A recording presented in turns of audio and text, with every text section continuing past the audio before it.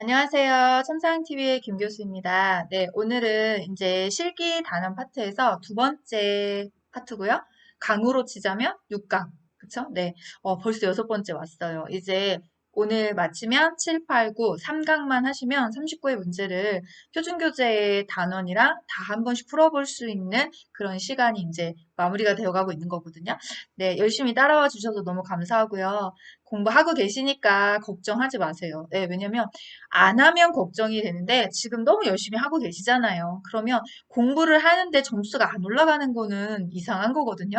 네. 왜냐면 하고 계시면 반드시 점수는 지금보다 훨씬 더 상승하실 거니까 자신감을 좀 많이 가져주셨으면 좋겠어요. 지금 1강부터 시작해서 5강까지 놓치지 않고 잘 따라와 주신 것만으로도 충분히 지금 열심히 하고 계시는 거거든요. 그러니까 이때는 조금 불안할 수 있는데 불안을 가라앉히는 건 하나밖에 없어요. 자신감을 가지세요. 왜?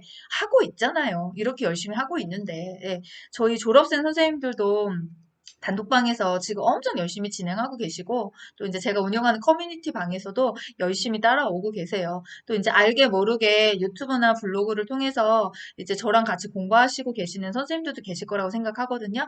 네, 모두에게 드리고 싶은 말은 한마디입니다. 지금 우리가 여기까지 5강까지 열심히 잘 왔으니까 조금만 마무리에 힘을 주셔서 이제 얼마 남지 않았거든요. 마무리 강까지 다 채우고 또 시험장 들어가기 전에 꼭 알아야 될 내용들 조금만 더 공부하시면 자신 있게 시험장 가실 수 있으니까 화이팅 하시고 네 끝까지 우리 이 기운을 몰아서 네, 한 번에 시험에 합격하는 그런 행운까지 같이 가보도록 할게요. 자, 그럼 이제 오늘 준비한 6강을 향해서 가도록 하겠습니다.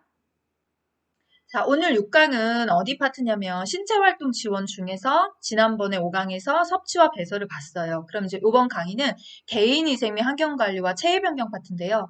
사실 조금 어려워하세요. 개인위생이 어려운 게 아니라 체위변경 파트가 조금 난이도가 있거든요. 이유는 하나죠. 그림컷으로 설명을 하면서 그림을 자세히 보지 않으면 뭐가 잘못됐는지 구별이 잘 안 돼요. 진 교수 지금 눈을 크게 뜨고 있잖아요. 네, 그림은 눈을 딱 크게 뜨면서 제가 노하우 알려드릴 테니까 조금 기다리시고요. 일단은 네, 개인위생 및 환경관리 부분을 좀 점검하도록 할게요. 자, 그럼 46번 같이 풀어보시면서 또 네, 문제풀이 가도록 할게요. 자, 대상자의 칫솔질을 돕는 방법으로 옳은 것은 1번 잇몸에서 치아 쪽으로 닦는다. 2번 머리를 뒤로 젖히고 칫솔질을 한다. 3번 치약은 칫솔모 위에 두툼하게 올린다. 4번 앞니는 칫솔모와 90도가 되게 하여 닦는다. 5번 치약의 청량감이 유지되도록 입안을 물로 한 번만 헹군다. 자, 몇 번일까요? 하나, 둘, 셋. 네, 1번이죠? 네, 대상자의 칫솔을 도는 방법에서 잇몸에서 치아 쪽으로 닦아주셨을 때 잇몸에 손상이 일어나지 않는다. 방향. 자, 신체활동 지원은 이제 여러분 문제 풀어보시면 아시겠지만 저도 수업 시간에 항상 강조하는 거예요. 순서 아니면 방향. 네, 이게 개인위생에서 시험 문제 가장 많이 출제하는 영역이다라고 생각하시면 돼요. 그런 순서나 방향이 나오면 우리가 꼭 기억을 해두시는 건데 지금 나머지는 내용이 좀 다르죠. 뒤로 젖히고 하시면 기도가 열려버려서 살해라든지 질식의 위험이 있어서 약간 앞으로 숙인 자세로 하시는 게 가장 안전한 자세고요. 그 다음에 두툼하게 올리지 말라고 나오잖아요. 네, 우리 책에 나오죠. 이렇게 칫솔모까지 쭉 눌러 짜세요. 라고 하는 거고요.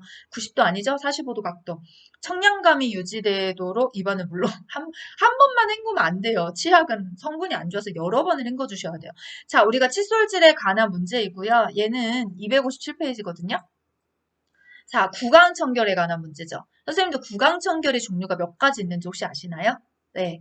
자, 우리가 구강청결의 첫 번째가 입안 뭐예요? 헹구기. 헹구기? 아니에요. 닦아내기. 네, 입안 닦아내기.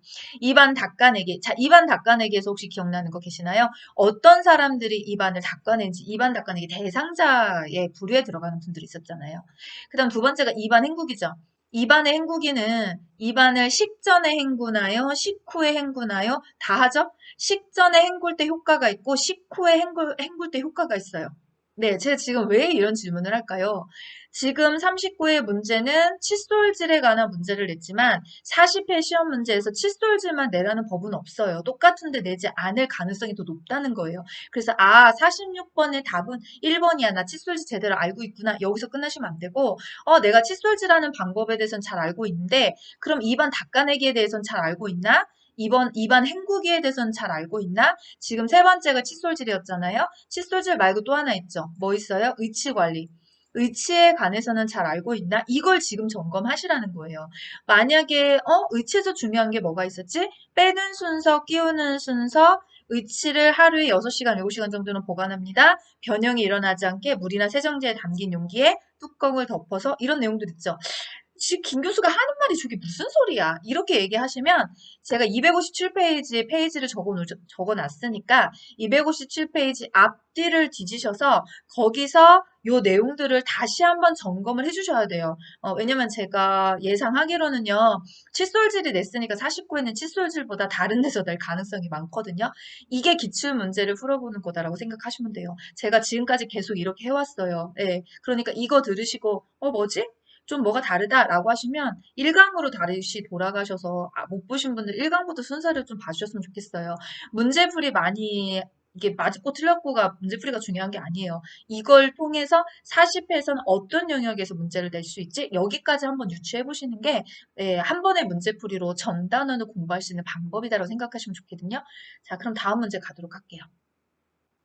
네, 47번입니다. 통목욕 시 머리를 감기는 방법으로 옳은 것은 1번 낮보다는 저녁 시간에 감긴다. 2번 수건으로 양쪽 귀를 덮고 감긴다. 3번 목욕 의자에 앉혀서 머리를 뒤로 젖히게 한다. 4번 머리를 감긴 후 면봉으로 귀 안쪽까지 닦아준다. 5번 젖은 머리를 빗질한 후 헤어드라이로 말려준다. 몇 번일까요? 네, 3번입니다. 자, 다 풀어보셨어요? 맞으셨나요? 네. 자, 일단 우리가 머리 감기는 방법을 설명하는 거고요. 이건 지금 통목욕이에요. 선생님들 머리 감기기가 몇 가지 있는지 혹시 아시나요? 제가 항상 이렇게 물어보죠. 네. 첫 번째가 지금 나왔던 통목욕 시 머리 감기기, 두 번째가 침대 위에서 머리 감기기, 세 번째가 물 없이 쓰는 두발 청결제로 머리 감기기. 네, 항상 이렇게 머리 감기기 몇 가지가 있었지? 여기서 통목욕의 문제는 나는 맞출 수가 있었어. 그러면 내가 침대에서 머리 감기 할 때 문제가 나면 맞출 수가 있을까? 내가 물 없이 쓰는 두발 청결제로 나오는 문제를 내면 나는 맞출 수가 있을까? 여기까지 생각을 하시면서 문제풀이를 해주시면 참 좋은 거고요. 그래서 제가 항상 이렇게 적어드리죠. 네, 여기는 259페이지로 표준규제로 돌아가셔서 통목욕에 대한 문제 3번이 정답이 맞으셨다면 그러면 나머지 침대에서 머리 감기기와 물 없이 쓰는 두발 청결 문제도 나왔다면 맞출 수 있는지 교과서 점검을 한번 꼭 해주셨으면 좋겠어요. 왜? 이 문제를 제가 5번까지 틀린 거를 읽지 않는 이유는 어렵게 냈던 문제는 아니거든요. 그러니까 요거는 그냥 통과를 하시고 259페이지 앞뒤로 나머지 상황들을 꼭 점검하고 가셨으면 좋겠습니다. 자, 다음 문제 갑니다. 자, 48번입니다. 침상에서 세수하는 대상자를 돕는 방법으로 옳은 것은 1번 대상자를 똑바로 눕힌다. 2번 목, 귀, 눈, 코, 순으로 닦는다. 3번 코 밖으로 나와 있는 코털은 잘라준다. 4번 입술과 그 주변을 알코올 솜으로 닦아준다. 5번 수건에 비누를 묻혀 눈의 안쪽에서 바깥쪽으로 닦아준다. 몇 번일까요? 하나, 둘, 셋. 네, 정답은 3번이죠? 자, 침상에서 세수하는 대상자예요. 세수. 그러면 세수하는 대상자 돕을 때는요. 네, 교과서 일단 표준교재 265. 예, 제가 잠깐 뭐가 이게 내용이 흐름이 순간적으로 끊어졌을 거예요. 네, 영상 찍고 있는데 아들이 들어와서 물 먹고 갔거든요. 제가 지금 여기 거실에서 네, 제 작업실이 없어요. 네, 이제 좀 돈 벌면요. 작업실 하나 있었으면 좋겠어요. 유튜브나 네, 그다음에 또 이제 책을 쓰는 공간이나 뭐 이런 거 그냥 로망입니다. 열심히 가보도록 하죠. 그 작업실을 향해서 버킷리스트에 하나 좀 넣어야 될 것 같아요. 잠깐 딴소리였거든요. 왜냐면 흐름이 잠깐 끊어졌을 거예요. 저도 스탑을 눌러놓고 나면 앞에 뭐였지? 이거 순간적으로 잊어버리거든요. 자, 일단은 표준규제 265페이지에 가면 세수하는 대상자 돕는 방법에 대해서 나와요. 자, 제가 아까 처음에 시작할 때 뭐라 그랬어요? 개인위생은 순서나 방향이 굉장히 중요합니다. 이렇게 말씀드렸죠. 지금 여기도 2번 같은 경우도 그런 문제가 나오고 있잖아요. 네. 자, 그러면 여기에서 내용에서는 일단 똑바로 눕힌다? 아니요. 네, 똑바로 눕히면서 하는 건 없어요. 전부 다 기도가 열려버리기 때문에 되도록이면 상체를 상승시키거나 옆으로 앉을 수가 없다면 옆으로 누워서 하는 자세. 이런 자세가 가장 기본이에요. 혹시 선생님들 세수하는 순서 기억하고 계시나요? 요거 아니죠? 불러보실래요? 눈, 코, 뺨, 입, 이마, 귀, 목. 제가 수업 시간에 항상 말씀드렸죠. 손가락 쓰시라고. 손가락에다 연습시켜 놓으면 돼요. 그러면 목소리 안 내도 할 수 있어요. 네, 시험장 가서는 이렇게 하셔야 되잖아. 소리 내면서 감독관이 있는데 눈, 코 막 이렇게 할 수는 없으니까 손에다가 3번만 훈련을 시켜서 해보시면 일단 2번이 틀렸다는 거 금방 아시게 될 거예요. 왜? 순서가 다르잖아요. 그쵸? 자, 그 다음에 코 밖으로 나 있는 코털은 잘라준다. 맞아요. 밖으로 나 있는 것만. 입술과 주변에 알코올 쓰지 않아요. 노인의 피부는 더욱이나 알코올 쓰지 않아요. 예, 왜냐면 건조하기 때문에 그렇다는 거죠. 5번은 왜 틀렸을까요? 비누 안 써요. 그냥 깨끗한 물수건에 묻혀서 눈의 안쪽에서 바깥쪽으로 방향은 맞았지만 비누를 사용하지 않는다는 거거든요. 자, 그러면 침상에서 세수하는 도끼까지 오기 전에 건너가서 시험 문제 한번 좀 건너뛴 거 있어요. 제가 몇 개 드릴까요? 머리 감기 다음에 손발 청결. 네, 그것도 우리 한번 체크합시다. 손발 청결 돕기에서 중요한 건 뭐냐? 예, 손톱, 발톱의 모양이 중요한 거죠. 손톱, 발톱의 모양을 어떻게 할 것이며, 그 다음 이상 증세가 나타났을 때 어떻게 해줄 건가냐? 그거 하나 손발톱에서는 좀 중요한 거고요. 그 다음에 무조건 닦기 전에 따뜻한 물에 좀 담궈주잖아요. 그 이유가 혈액순환을 촉진하고 노폐물 제거를 잘하기 위해서. 이게 손발돕기에서 날 수 있는 문제, 예상 문제예요. 또 하나 건너뛰었어요, 회음부. 자, 회음부에서는 어떻게 해야 되는 거냐? 회음부 청결도끼에서도 중요한 건 회음부 닫기 순서죠. 위에서 아래로 갑니다. 앞에서 뒤로 갑니다. 그 다음에 요도질, 학문 순서로 갑니다. 이런 내용들을 좀 같이 기억을 해주셨으면 좋겠습니다. 자, 이제 다음 문제로 가겠습니다. 자, 49번입니다. 대상자 신체 부위에 따른 목욕 방법으로 옳은 것은 1번 팔은 어깨에서 손끝 방향으로 닦는다. 2번 유방은 위아래로 번갈아 가며 닦는다. 3번 다리는 허벅지에서 발끝 방향으로 닦는다. 4번 둔부는 엉덩이 사이와 항문 주위를 닦는다. 5번 복부는 배꼽을 중심으로 시계의 반대 방향으로 닦는다. 자, 한번 맞춰보세요. 하나, 둘, 셋. 또 나왔습니다. 네, 뭐가요? 순서와 방향이 또 나왔습니다. 네, 김 교수 말이 틀리지 않아요. 네, 거의 뭐 쪽집게 수준은 아니지만 그래도 50% 이상의 때려 맞출 수 있는 능력은 있다고 생각해요. 네, 15년 하면 이 정도 됩니다. 네, 이렇게 눈에 이렇게 보이는 데가 있어요. 아, 개인의정은 진짜 순서 방향이 굉장히 중요하거든요. 왜? 그게 시험 문제 내기 제일 편해요. 오답 끌어내기도 제일 편하고. 그러면 이 목욕의 방법들은 일단 페이지부터 안내할게요. 272페이지에 가시면 네, 우리 침상 목욕에 관한 순서가 이런 순서도 좀 정해져 있잖아요. 그래서 일단은 팔은 어디로 가요? 손목에서 팔 쪽으로, 손목에서 팔 쪽, 말초에서 중심 쪽으로. 다리도 똑같아요. 팔, 다리는 말초에서 중심으로 가니까 손끝에서 어깨, 팔 방향으로 가는 거고, 다리는 발에서 허벅지 쪽으로 가주시는 거예요. 그래서 얘는 두 개 다 틀렸죠? 그럼 유방은요? 원을 그리듯이 닦죠. 네. 네, 그렇죠? 네. 그 다음에 복부는요. 배꼽을 중심으로까지 맞았어요. 반대 방향이 아니죠. 시계 방향으로 닦아주시는 거죠. 장의 활동을 원활히 도와주기 위해서. 네, 그럼 4번이 정답이 맞네요. 이렇게 방향을 좀 확인해 주셨으면 좋겠어요. 침상 목욕은 선생님들 전체적인 순서가 한 번 있고요. 세부적인 순서가 있어요. 전체적인 순서는 얼굴, 그죠? 그 다음에 양쪽 상지, 네, 그 다음에 예, 유방과 복부, 배, 그쵸? 예, 그 다음에 다리, 그 다음에 어디로 가요? 옆으로 눕혀놓고 등과 둔부, 마지막은 회음부. 이런 전체적인 순서를 한번 그리시고 그 다음에 팔은 어떻게 했더라? 유방은 어떻게 했더라? 복부는 어떻게 했더라? 다리는 어떻게 했더라? 이렇게 세부적인 순서로 넘어가 주시면 되거든요. 예, 그래서 침상모의도 중요한 건 순서입니다. 다음 문제 갈게요. 자, 50번 문제입니다. 오른쪽 편마비 대상자에게 티셔츠를 입히는 순서로 옳은 것은, 네, 요거는 제가 이거 1번부터 5번까지 쭉 읽고 답을 맞출 수 있게끔 그렇게 문제를 제시할 수가 없어요. 문제 푸는 방법을 같이 설명하도록 할게요. 정답부터 공개합니다. 자, 옷 갈아입고 벗는 순서는요, 네, 두 개를 외워주시면 돼요. 첫 번째, 입마. 네, 욕하는 거 아니고요. 입마. 입을 때는 마비 쪽부터의 줄임말이죠. 벗을 때는 건강한 쪽부터. 자, 두 번째. 머리와 수액은 항상 어디로 간다? 가운데로 간다. 네. 두 가지만 외우면 다 푸실 수 있어요.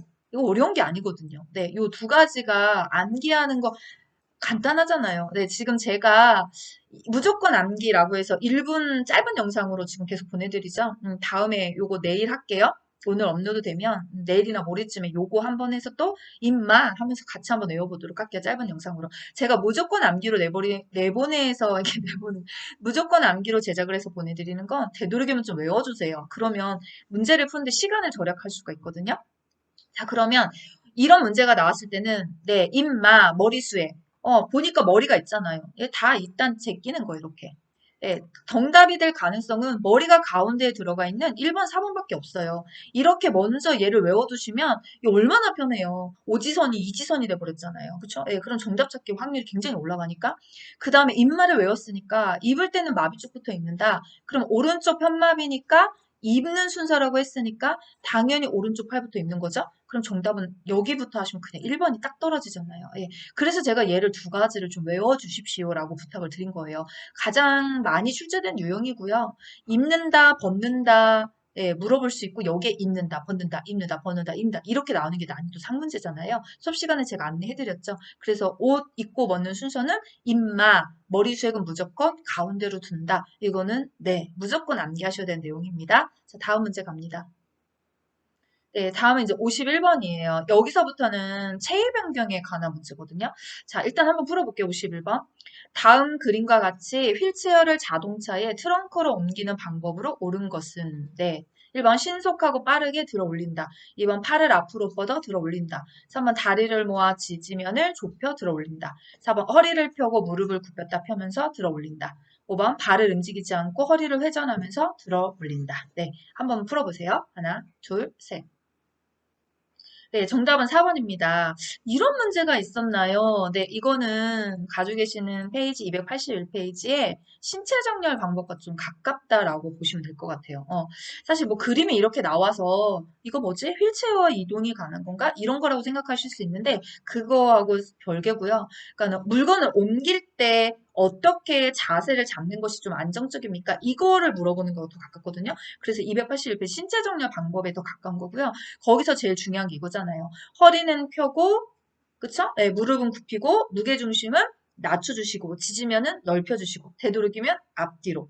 그래서 양옆으로 벌리시는 게 아니라 한 발을 앞으로 해서 앞뒤로 벌려서 이동합니다. 이렇게 나온 이야기가 예, 가장 여기에 적합하게 제시가 되는 거예요. 아마 요건 어렵지 않게 예, 풀어보셨을 거다라고 생각을 하고 있고요. 자, 다음 문제 갑니다.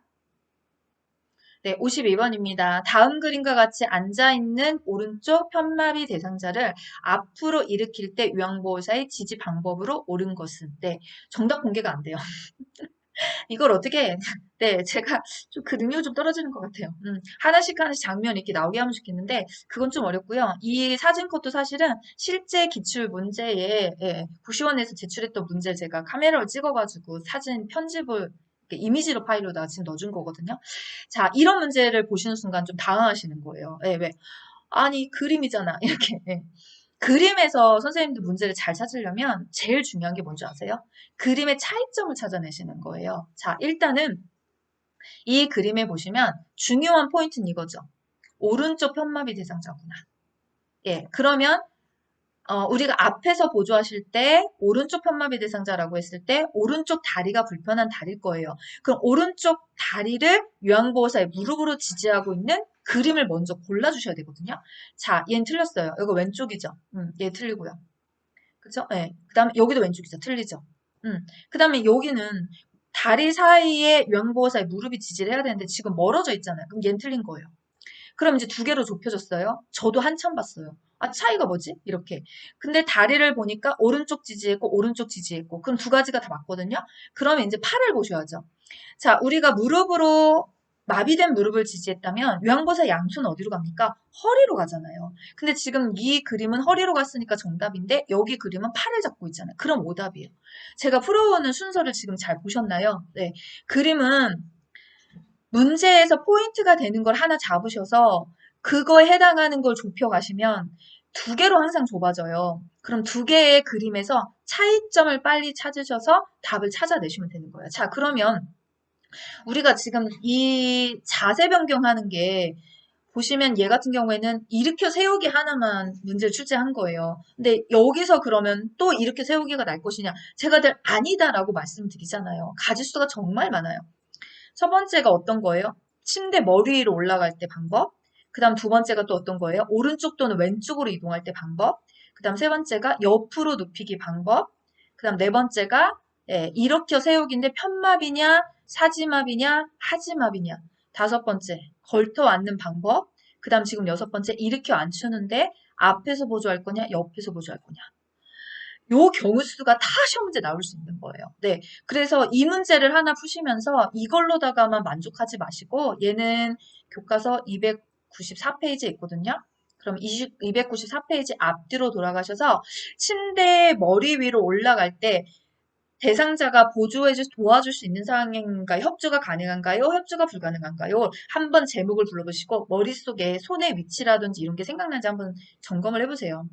대상자를 옆으로 눕힙니다. 이동합니다. 그렇죠? 오른쪽으로 이동합니다. 왼쪽으로 이동합니다. 할 때 상반신과 하반신을 나눠 갈 건데 손이 어디로 가는지 생각이 나시는지 옆으로 눕히게 할 때 회전축을 잘 돌아가게 하기 위해서 머리 방향과 팔과 방향과 다리 방향에 맞게 잘 돌아갔는지 편마비 대상자를 일으켜 앉힐 때 위안버섯 손의 위치가 어떻게 되는지 똑바로 눕는 게 아니라 옆으로 누워서 이동합니다. 이런 거 생각나시는지 사지마비 대상자를 일으켜 세우실 때 양쪽 팔이 떨어지지 않게 한 손은 반대 어깨 밑에 손을 받친다든지 일으켜 세우실 때 네, 무릎이 일자로 쭉 하시게 되면 다리를 쭉 펴시면 넉 다리 뚝 부러지죠. 그 다리가 어디 다리였는지 그쵸? 그 다음에 이렇게 앉으실 때 옆에서 보조할 때는 우리가 마비 쪽으로 가서 마비 쪽 발 뒤에 놓고 마비된 허벅지를 지지한다든지 이런 거 있잖아요.